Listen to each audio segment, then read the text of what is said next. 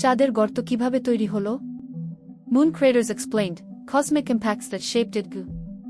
ভাবো, রাতের আকাশে তাকিয়ে চাঁদ দেখছ, সুন্দর, উজ্জ্বল আর রহস্যময়।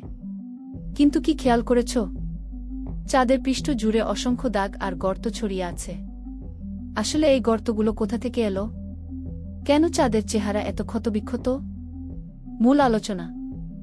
1. চাঁদের গর্ত কি? এগুলোকে বলে লোনার ক্রেটার্স। আকারে ছোট থেকে শুরু করে কয়েকশো কিলোমিটার পর্যন্ত হতে পারে। 2. গর্ত তৈরির প্রধান কারণ মহাকাশ থেকে আসা আঘাত। কোটি কোটি বছর আগে সৌরজগৎ গঠনের সময় অসংখ্য গ্রহাণু, অ্যাস্টেরয়েড ও ধূমকেতু, কমেট মহাকাশে ছুটে বেড়াচ্ছিল। এদের অনেকেই পৃথিবী আর চাঁদের দিকে ধেয়ে আসে।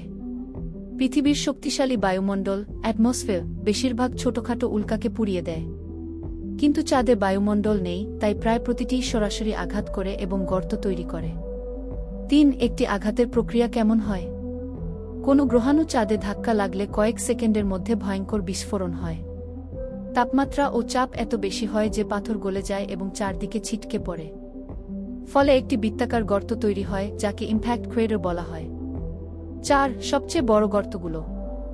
চাঁদের সবচেয়ে বড় গর্ত হল সাউথ পোল এথেন বেসিন, প্রায় 2500 কিমি বিস্তৃত এবং গভীরতা প্রায় 8 কিমি।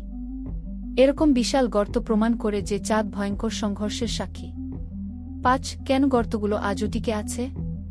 পৃথিবীতে বৃষ্টি, বাতাস, নদী ও ভূমিকম্প গর্ত মুছে ফেলে। কিন্তু চাঁদে এসব কিছু নেই। তাই একবার গর্ত তৈরি হলে তা কোটি কোটি বছর ধরে রয়ে যায়।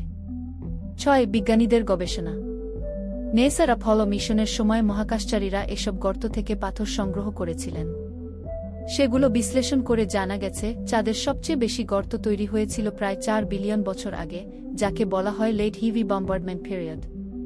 চাঁদের প্রতিটি গর্ত আসলে মহাকাশের এক একটি ইতিহাসের সাক্ষ্য। এগুলো আমাদের বলে দেয় সৌরজগৎ গঠনের সময় কত ভয়ঙ্কর সংঘর্ষ হয়েছিল। আর সেই কারণেই আজ আমরা যে শান্ত চাঁদ দেখি, তার পৃষ্ঠ আসলে এক যুদ্ধক্ষেত্রের মতো ক্ষতচিহ্নে ভরা।